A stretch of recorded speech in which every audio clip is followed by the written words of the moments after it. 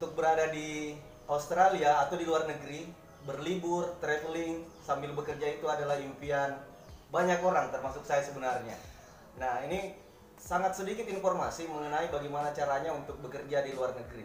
Nah, ini penting sekali dan saya rasa video ini insya Allah sangat bermanfaat bagi teman-teman semuanya. Jangan lupa subscribe, like.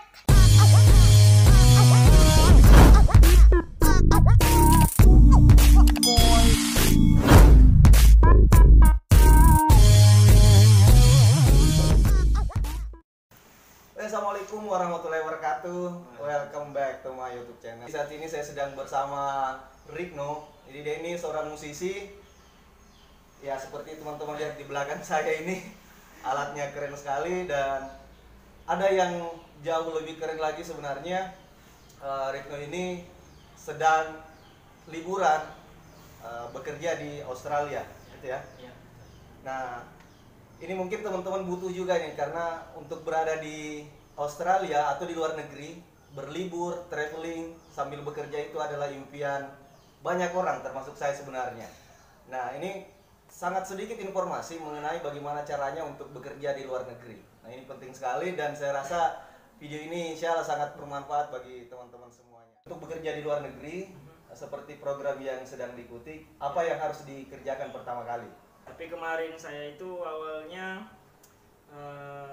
saya termotivasi untuk ke sana itu karena saya melihat salah satu senior saya, namanya dia tuh cewek, namanya Kak Maya. Dia juga di Australia waktu itu, tapi dia ke sana itu ke sana sekolah. Dan saya tanya-tanya dia bagaimana dia bisa ke sana dan jalurnya seperti apa. Ya, betul.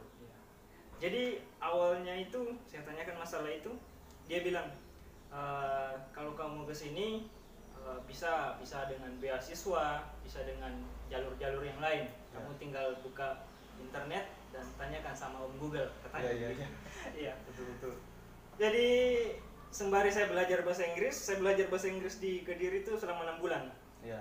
6 bulan lamanya sembari saya belajar, saya juga belajar IELTS karena salah satu persyaratannya itu IELTS. Apa itu IELTS? IELTS itu semacam TOEFL. Oh, TOEFL. Ya. Jadi di Australia itu kita butuhnya namanya IELTS. Jadi sedikit beda, ada perbedaan sedikit dengan TOEFL. Kalau IELTS itu tingkat kesusahannya agak susah sedikit lah daripada TOEFL. Iya. Ya. Jadi sejak itu belajar selesai belajar, target awal saya itu kan beasiswa. Ya. Saya daftar beasiswa, cuman karena belum rezeki makanya saya tidak jadi berangkat ke luar negeri waktu itu. Ya. Saya cari cara. Ada yang namanya au pair. Itu bisa juga dicoba sama teman-teman. Bisa dicari infonya au pair. Jadi AUPA. ya, AU spasi PAIR. Ya, oke, teman-teman bisa cari sebentar. Bisa langsung di internet, di Google au pair, program au pair. Nah, pasti akan ketemu semuanya.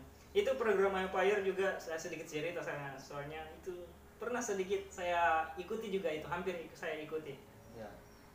Dia tuh semacam kita menjadi keluarga orang barat. Jadi kita semacam jadi anak angkatnya di sana. Ya. Jadi anak angkat. Jadi ada semacam linknya. Kita gabung di situ.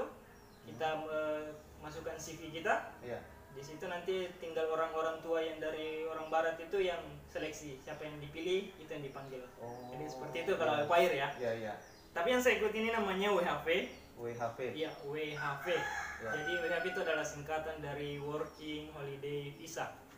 Working Holiday Visa. Working Holiday Visa, bekerja dan berlibur. Ya, visa bekerja dan berlibur. Ya. Jadi itu sebenarnya salah satu program dari pemerintah ya, pemerintah Indonesia. Salah satu program kerjasama sebenarnya. Jadi program kerjasama pemerintah Australia dan Indonesia. Jadi kita memang ada diminta dari pemerintah Australia untuk diberangkatkan pemuda-pemuda dari Indonesia ini berangkatkan ke sana bekerja dan berlibur. Ya. Tapi sebenarnya nggak harus bekerja dan berlibur, mau liburan toh saja. Kalau misalkan banyak uang liburan toh ya silahkan liburan, bisa. Ya. Atau mau bekerja toh saja bisa. Jadi kita bebas di sana. Kita dibebaskan di sana selama 1 tahun lamanya untuk visanya. Tapi kita bisa perpanjang sampai 3 tahun. Jadi seperti itu. Jadi percobaannya 1 tahun. Ya, 1 tahun. 1 tahun. Nanti selama kita ikuti syarat-syaratnya dan tidak membuat sesuatu yang mencoreng nama baik kita di sana, Ya. itu bisa dilanjutkan sampai 3 tahun. Jadi seperti itu. Saya sudah melalui selama 1 tahun ini ya. Jadi saya masih ada tahun kedua dan tahun ketiga. Ketiga. Iya. Iya. Cuman saya kembali ke negara ke kampung halaman, ya namanya juga 1 tahun ditinggalkan kan rindu Pak. Pasti rindu betul. Iya. Nah, begini, untuk syarat-syaratnya untuk ikut apa lagi tadi namanya? Working holiday visa. Ya, working holiday visa atau WHV. ya WHP. Apa yang harus pertama kali untuk ikut itu? Oke. Apa yang disiapkan berkas-berkasnya? Oke. Ya. Jadi berkasnya itu tidak banyak sebenarnya. Kalau yang paling penting sih berbahasa aja, karena yang namanya juga negara Iya. negara barat ya, jadi Betul. harus bisa berbahasa. Bisa berbahasa Inggris. Iya, harus bisa. Minimal daily activity lah, maksudnya Iya. minimal kesehari-harian. Seharian. Tidak perlu harus pintar ini, pintar itu enggak. Yang penting bisa ngomong, bisa paham dengan orang lain, Iya. itu sudah bisa berangkat ke sana.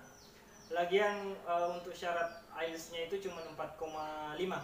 Standarnya. Iya, skornya 4,5. Itu standar sekali tuh. Ya. Jadi tidak harus jago-jago banget bahasa Inggris. Saya tak terlalu jago juga bahasa Inggris. Iya. Yang jelas 4,5 standarnya. Iya, standarnya. Itu daftarnya di kementerian atau online?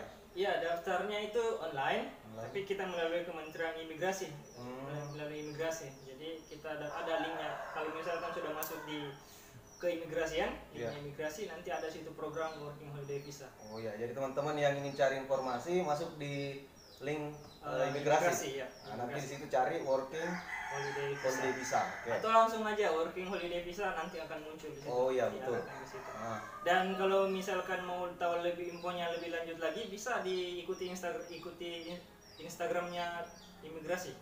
Ya. nah, misalnya ini apakah harus sarjana Oh, atau SMA atau apa? Ada nggak standar pendidikan? Oh ya.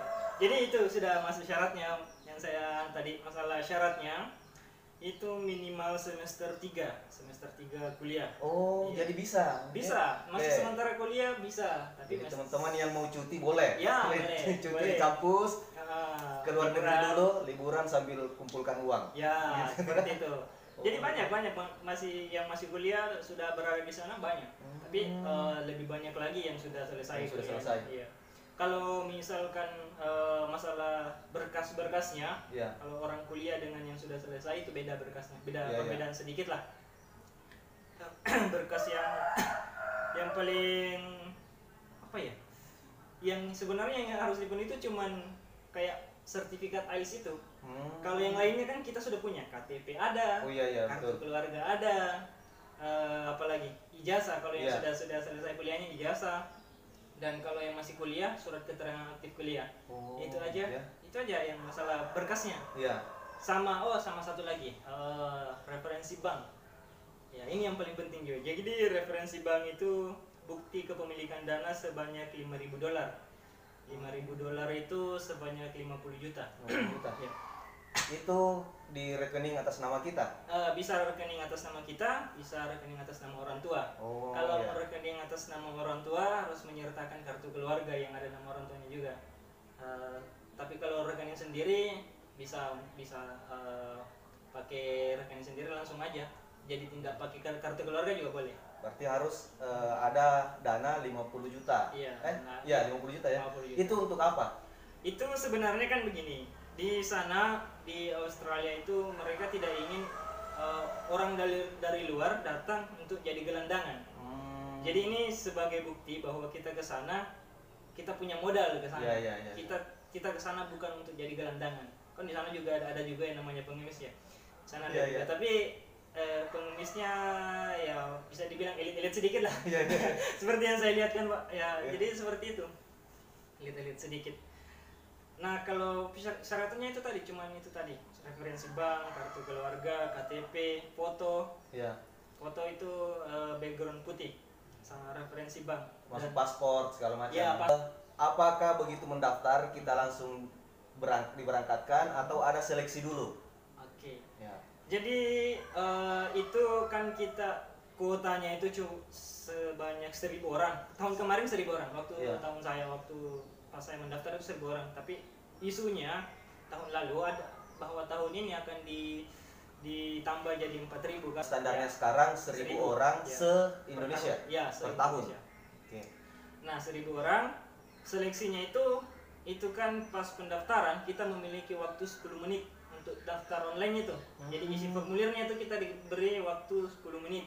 Oh, berarti harus jaringan Sebelum- mantap. Ya, Ya. jaringan harus mantap. Karena kemarin saya bersaing itu sebanyak 5 juta orang yang Se-Indonesia itu? Iya, se-Indonesia. Jadi ini memang banyak yang kejar ini working holiday visa. Iya. Jadi saya bersaing itu 5 juta orang karena kan dilihat di linknya itu ada dilihat yang akses linknya Iya, iya, si pendaftarnya, imigrasinya, ya iya. pendaftarnya itu langsung dia 5 juta orang, terus yang mau diterima cuma 1.000. Jadi itu intinya perbaiki wifi-nya kalau Iya, harus iya. pakai wifi. Harus, ya. Iya. Jadi itu diseleksi dari situ. Iya. Sudah langsung upload berkas semuanya. Kalau misalkan berkasnya lengkap, Ya. nanti akan ada pemberitahuan, akan ada undangan wawancara. Jadi nanti kita dikasih undangan wawancara, kasih tanggal wawancara kan kita sendiri yang tentukan waktu itu. Iya, Kita iya. daftar, milih tanggal, Iya. dan nanti tinggal nunggu undangan. Ya. Jadi kita nanti undangannya itu untuk wawancara di Jakarta. Oh, jadi wawancaranya di Jakarta. Ya, Iya. Dirjen Imigrasi, Direktorat Jenderal Imigrasi. Oh ya, jadi begitu lulus Ya. nanti wawancara, diwawancara diseleksi lagi. Ya, diseleksi lagi. Wawancara nanti situ ya banyak pertanyaan-pertanyaan lah. Mulai dari tujuan, Ya. tujuan mau apa ke sana, terus saya di kota mana. Jadi setidaknya sebelum wawancara teman-teman sekalian cari tahu tentang Australia dulu lah. Cari tahu iya. infonya, bagaimana itu Australia, terus kota apa, alasannya kenapa mau pilih kota itu pas pertama kali Iya. sampai kan. Ya, jadi harus tahu juga semua sedikit lah kalau pelajari sebelum kita wawancara. Iya. Karena biasanya di situ ada juga yang diseleksi. Setelah wawancara itu, ada juga tes kesehatan. Ya. Ya. Tes kesehatan. Yang karena Australia itu paling anti yang namanya TBC. Oh, Jadi kalau iya, iya. teman-teman sudah mengidap penyakit TBC, saya rasa nggak bisa. Nggak bisa ke sana, nggak jadi. bisa ke sana lagi. Makanya itu kita di tes kesehatan, tesnya itu cuma di 5 daerah. Makassar salah satunya bisa, Ya. Jakarta, Bali, Surabaya. Misalnya jadi nanti kita diberangkatkan bersamaan. Misalnya dari Makassar atau Sulawesi Selatan itu bersamaan semua berangkat atau bagaimana? Oh tidak, jadi berangkatnya itu tergantung. Kalau misalkan sudah keluar pengumumannya, Ya. kita sudah dapat visanya granted, sudah visa. Kalau visanya sudah granted, nanti di situ tanggal grantednya itu adalah tanggal kita, kayak seumpama kita sudah dapat visanya, tergantung kita kapan mau berangkatnya. Oh. Cuman ini visanya berlaku di Indonesia sampai 1 tahun. Kalau Ya. dalam 1 tahun ini kita tidak berangkat, itu visanya akan hangus. Jadi Oh. harus berangkat dalam jangka waktu 1 tahun. Jadi kapan saja, mau 1 bulan setelahnya, mau 5 bulan setelahnya, tidak apa-apa. Oh, gitu. Kalau jadi sudah lewat 1 tahun, Ya. itu nggak bisa lagi. Jadi begitu dinyatakan lulus, kita bebas Ya. memilih kapan berangkat. Ya. Nah, begitu tiba di Australia, ini apa yang harus kita lakukan? Apakah kita di kedubes Ya. atau di mana kita tibanya? Oke. Jadi dulu itu kan ini bagusnya juga ya. Soal sekarang itu kan kita punya grup di Facebook namanya WHV Indonesia. Ya teman-teman bisa Iya, nanti bisa gabung di situ gabung di WHV situ. Indonesia. WHV Indonesia. Di situ sebelum berangkat ke Australia, kalau bisa cari dulu tempat tinggal. Itu yang paling penting. Ya, betul. Cari tempat tinggal dulu. Jangan sampai kita jadi gelandangan di Ya, Australia. Jadi saya waktu sebelum berangkat itu kan saya cari tempat tinggal, cari teman, Iya. cari teman yang mau ditemani berangkat kan. Ya. Siapa yang mau berangkat tanggal sekian, Iya. di situ kita cari teman. Ada tidak orang yang dari Indonesia yang begitu tiba di Australia kemudian dia melamar kerja ke sana kemari namun tidak mendapatkan pekerjaan? Oh iya, saya. Saya orang. Ya. Jadi berapa lama begitu tiba di Australia, berapa lama sampai mendapatkan pekerjaan? Oke, jadi di sana itu ada yang sebenarnya kan memang syaratnya. Ya. Syarat untuk melamar pekerjaan di sana itu ada yang namanya TFN. Tax file number. Iya, iya. Jadi itu pajak. Kalau Ya. di sini namanya NPWP. NPWP. Nah, Oh, Di sana itu harus ada. Di sana itu harus ada dan itu kita apply seminggu lamanya, itu ditunggu baru keluar. Baru keluar TFN-nya. Ya. Karena memang itu waktu saya berangkatnya salah. Ya. Saya berangkatnya pada saat musim dingin.